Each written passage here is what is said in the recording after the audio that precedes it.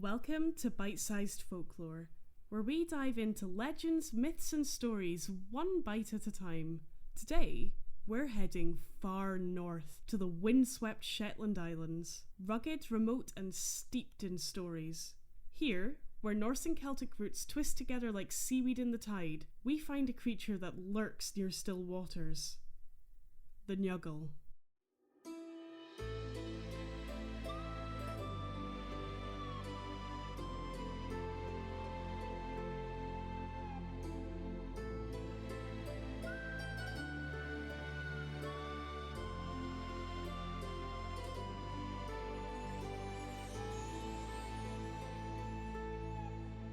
The Njuggle is a shape-shifting water spirit, usually appearing as a beautiful black horse with wet mane and silent hooves. It waits by rivers, lochs and burns, luring the unsuspecting onto its back, before plunging into the water, dragging its victims to a cold, watery grave. It shares similarities with the Kelpie of mainland Scotland, but where the Kelpie is wild and violent, the Njuggle is quiet and cunning. It doesn't chase, it waits.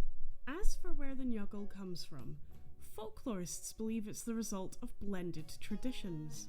Its roots likely lie in pre-Christian Celtic water spirits, combined with the Norse legends brought by Viking settlers. Over centuries, these stories merged into something uniquely Shetlandic. The first written references to Njuggles appear in the 19th century, recorded by local folklorists and ministers who were gathering stories passed down orally.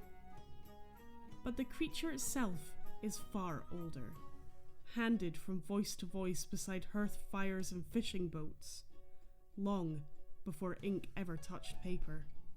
Whatever its origins, the Njuggle is one of Shetland's most feared supernatural beings, and for generations, children were warned.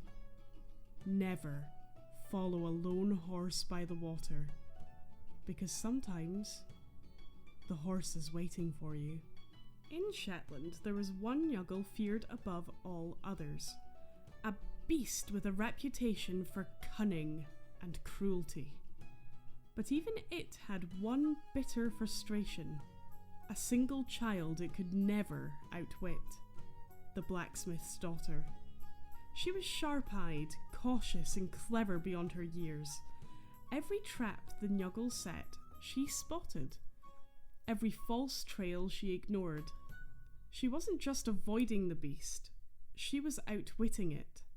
And that drove the Njuggle mad. So one day it did something no one expected. It stepped straight out of the dark, dripping with river water, and walked into the blacksmith's forge. And it spoke. It gave him a threat.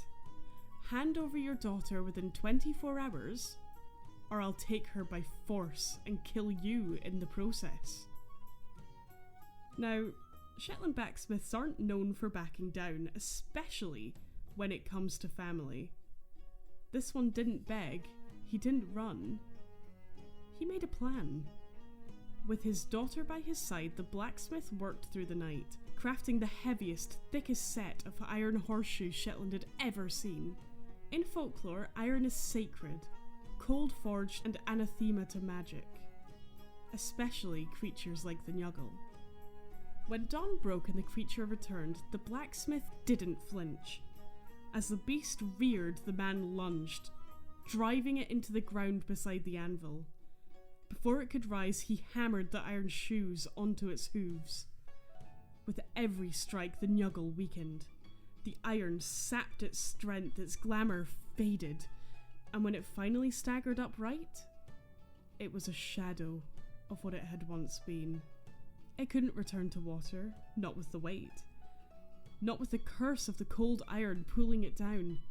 With a final hollow snort, the Njuggle limped away, never to be seen again. And the blacksmith's daughter? She thrived. She lived a long life. And the Njuggle, well, it only lived in stories, where it belonged. Thank you for listening to Bite-Sized Folklore. If you enjoyed this tale, follow the show for more weekly legends, eerie encounters, and bite-sized bits of old world wonder. And remember, if you ever see a horse standing alone near water, no reins, no rider, don't climb on.